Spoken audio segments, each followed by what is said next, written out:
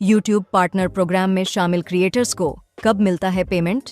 जब बात YouTube से पेमेंट पाने की आती है तो इन दो फेज को समझना बहुत जरूरी है। सेटअप फेज और पेमेंट की प्रोसेसिंग वाला फेज। अगर आपको YPP के लिए अप्लाई करना है तो एडसेंस फॉर YouTube का अकाउंट सेटअप करना जरूरी है। YPP में शामिल होने के बाद आपको 4 स्टेप्स और पूरे करने होंगे। ये स्टेप सेटअप फेज का ही हिस्सा होते हैं। पेमेंट पाने के लिए इन्हें पूरा करना जरूरी होता है। चलिए एक एक करके हर स्टेप पर बात करते हैं। इसके साथ साथ हम पेमेंट की टाइमलाइंस पर भी एक नजर डालेंगे। पहले स्टेप में आपके चैनल की कमाई $10 या आपकी करेंसी में $10 के बराबर होनी चाहिए। जब चैनल से इतनी कमाई हो जाएगी तब आपसे अपनी आइडेंटिटी को वेरीफाई करने के लिए कहा जाएगा। इसके लिए आपको YouTube स्टूडियो में मौजूद कमाई करें पेज पर एक प्रॉम्प्ट दिखेगा। आइडेंटिटी को वेरीफाई करने के लिए आपको एक मान्य सरकारी फोटो ID सबमिट करना होगा।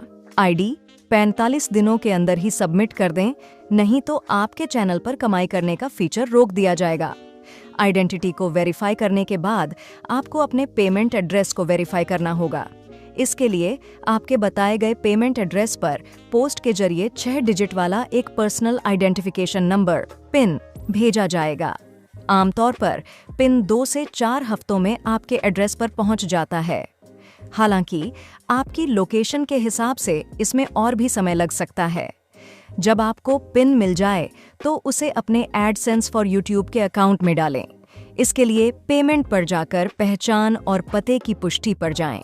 अगर आपको 4 हफ्तों के अंदर पिन न मिले तो चेक कर लें कि आपकी अकाउंट डिटेल्स और पेमेंट एड्रेस बिल्कुल सही हो।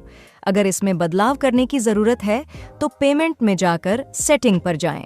अगर अकाउंट डिटेल्स सही होने के बावजूद आपको पिन नहीं मिला तो पिन दोबारा भेजने की रिक्वेस्ट करें।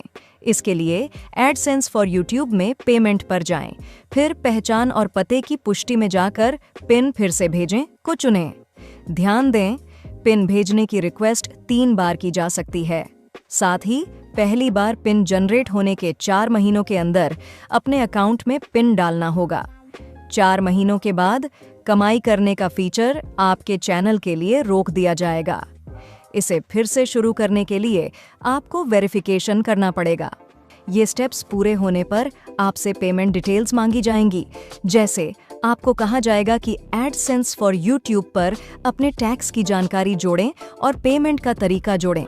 YouTube पर कमाई करने वाले सभी क्रिएटर्स को अपने टैक्स की जानकारी देनी पड़ती है, फिर चाहे वे किसी भी देश में हों। अपने एडसेंस फॉर YouTube अकाउंट में टैक्स की जानकारी जोड़ने के लिए पेमेंट पर जाएं। इसके बाद पेमेंट से जुड़ी जानकारी पेज में सेटिंग मैनेज करें पर जाएं। अब पेमेंट्स प्रोफाइल पर जाकर अमेरिका में लगने वाले टैक्स से जुड़ी जानकारी के बगल में मौजूद बदलाव करें पर क्लिक करें। इसके बाद टैक्स की जानकारी मैनेज करें पर क्लिक करें। अगला स्टेप है पेमेंट का तरीका चुनकर उसे सेटअप करना। इसके लिए आपको पेमेंट का तरीका चुनने के लिए जरूरी थ्रेशोल्ड तक पहुंचना होगा। अमेरिका में रहने वाले क्रिएटर्स के लिए यह थ्रेशोल्ड है $10।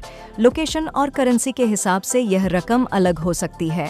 पेमेंट का तरीका सेटअप करने के लिए एडसेंस फॉर YouTube में पेमेंट पर जाएं, फिर पेमेंट का तरीका जोड़ें पर क्लिक करें। यहाँ आपको अलग अलग विकल्प मिलेंगे, जैसे कि electronic funds transfer, wire transfer या चेक। आपको कौन कौन से विकल्प मिलेंगे यह आपके पेमेंट एड्रेस के हिसाब से तय होगा। ध्यान रखें, ऐसा भी हो सकता है कि आप पेमेंट का तरीका चुनने के लिए जरूरी थ्रेशोल्ड तक तो पहुंच जाएं, लेकिन इस स्टेप के लिए एलिजिबल होने में आपको थोड़ा और समय लगे। ऐसा इसलिए होता है क्योंकि आपकी कमाई को सबसे पहले आपके एडसेंस फॉर YouTube अकाउंट में जोड़ना पड़ता है। यह काम कमाई होने के अगले महीने में 7 और 12 तारीख के बीच होता है। जैसे अगर आपने जनवरी तक $10 की कमाई कर ली तो आपको यह स्टेप पूरा करने के लिए 7 से 12 फरवरी तक का इंतजार करना पड़ेगा। ये सभी स्टेप्स पूरे करने के बाद पेमेंट पाने के लिए आपको पेमेंट थ्रेशोल्ड तक पहुंचना होगा। अमेरिका में रहने वाले लोगों के लिए यह थ्रेशोल्ड है $100। लोकेशन और करेंसी के हिसाब से यह रकम अलग हो सकती है। चलिए एक बार फिर से देख लेते हैं। पेमेंट पाने के लिए इन स्टेप्स को पूरा करना जरूरी होता है। अपनी आइडेंटिटी और पेमेंट एड्रेस को वेरीफाई करें, टैक्स की जानकारी सबमिट करें, पेमेंट का कोई तरीका जोड़ें और अपनी कमाई को पेमेंट थ्रेशोल्ड तक पहुंचा लें। इन स्टेप्स को पूरा करने में थोड़ा समय लग सकता है, इसलिए अगर आपको पेमेंट सेटअप से जुड़ी अपनी प्रोग्रेस चेक करनी हो तो YouTube स्टूडियो के कमाई करें सेक्शन में जाएं। इन स्टेप्स को पूरा करने के बाद पेमेंट कब मिलता है? YouTube महीने के हिसाब से पेमेंट करता है। जब किसी महीने आपकी कमाई इकट्ठी हो जाती है तो उसका पेमेंट अगले महीने की 21 से 26 तारीख के बीच भेज दिया जाता है। वह पेमेंट आपके अकाउंट में कब तक आएगा, यह पेमेंट के चुने गए तरीके पर डिपेंड करता है। जैसे अगर आप अमेरिका में हैं और आपने जनवरी में $100 कमाए हैं तो आपको 21 से 26 फरवरी के बीच पेमेंट भेजा जाएगा। इसके बाद पेमेंट के चुने गए तरीके के हिसाब से यह तय होगा कि आपको पेमेंट कब तक मिलेगा। इलेक्ट्रॉनिक फंड्स ट्रांसफर में 4 से 10 दिन लगते हैं, वायर ट्रांसफर में 15 कामकाजी दिन और चेक से पेमेंट मिलने में 2 से 4 हफ्ते लग सकते हैं। मुझे कैसे पता चलेगा कि मेरे पेमेंट का स्टेटस क्या है और पेमेंट कब तक मिल जाएगा? यह जानकारी स्टूडियो के मोबाइल एप्लीकेशन में कमाई करें पेज पर दिखेगी। यह सिर्फ एलिजिबल क्रिएटर्स को दिखती है। इस जानकारी से आपको पता चलेगा कि पेमेंट आपके बैंक को भेज दिया गया है। अब वह आपके अकाउंट में कब तक आएगा, यह पेमेंट के चुने गए तरीके पर डिपेंड करेगा। इलेक्ट्रॉनिक फंड्स ट्रांसफर में 4 से 10 दिन और वायर ट्रांसफर वाले मामलों में 15 कारोबारी दिन तक लग सकते हैं। चेक से पेमेंट मिलने में 2 से 4 हफ्ते लग सकते हैं। यह जानकारी आपके एडसेंस फॉर यूट्यूब अकाउंट में भी दिखेगी।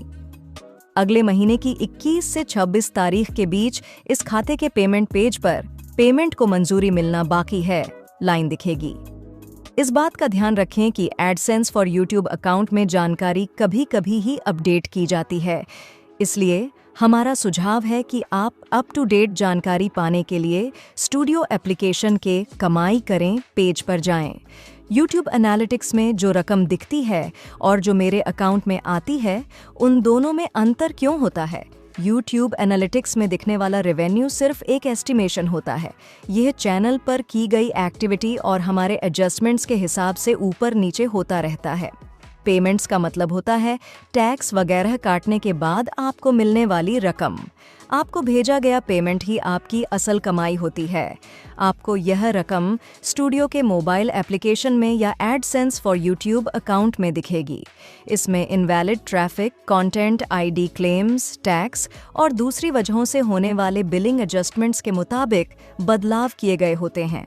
ये बदलाव कुछ और वजहों से भी किए जा सकते हैं, जैसे अगर डेटा मिलने में देर हो जाए या पिछले महीनों की कमाई भी एक साथ आ जाए। अगर किसी क्रिएटर को डॉलर में पेमेंट नहीं मिलता है तो करेंसी कन्वर्जन रेट्स और उनके कन्वर्ट होने के दिन के हिसाब से भी कमाई की रकम अलग हो सकती है। पेमेंट पाने के बारे में ज़्यादा जानकारी के लिए डिस्क्रिप्शन में दिए गए लिंक्स पर जाएं।